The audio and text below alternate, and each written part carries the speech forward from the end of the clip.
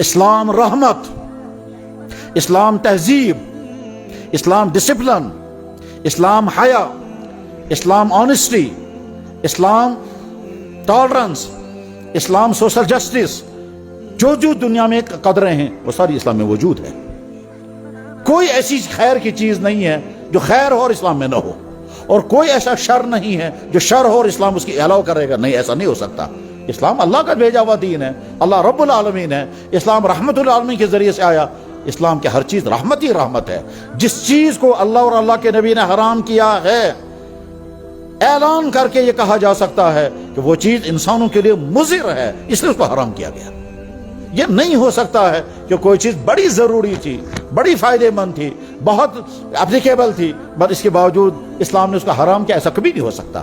اللہ تو فرما رہے ساری کائنات میں نے تو وادی بنائی ہے، اللہ کے نبی تو رحمت بن کر کے آئے تھے، تو انسانوں کی زندگی کو زحمت میں کہاں ڈالیں گے؟ اللہ کا دین بھی رحمت، اللہ کے نبی کا دین رحمت، اور رحمت ہی رحمت ہے۔ جو اسلام کے دائرے میں جتنا آئے گا رحمت والی زندگی گزارے گا، اور جو اسلام کے دائرے سے جتنا باہر جائے گا اتنی لعنت اور مصیبت والی زندگی گزارے گا۔ میرے بھائیوں، اللہ نے اسلام کی دولت اور نعمت ہمیں عطا فرمائی ہے۔ شوق اور جذبے کے ساتھ اپنی اسلام کی قدر کریں، اپنی نئے نسل کو مدارس و مکاتب کے ساتھ جوڑ کر رکھیں۔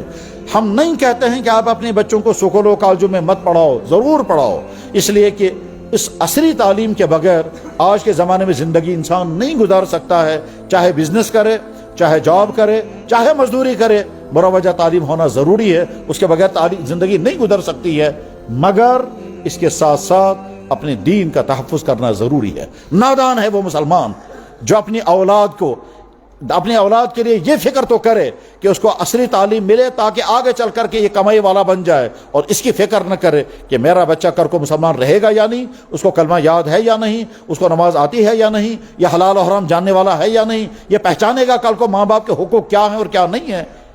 جیسے آپ اپنے بچوں کی عصری تعلیم کے لیے فکر مند ہیں، ٹھیک اسی طرح سے ہم اپنے بچوں کی دینی تعلیم کے لیے بھی فکر مند ہوں، اور ان کے لیے بہت آسان ہے، ہر مسجد کے ساتھ ایک مکتب ہونا ضروری ہے۔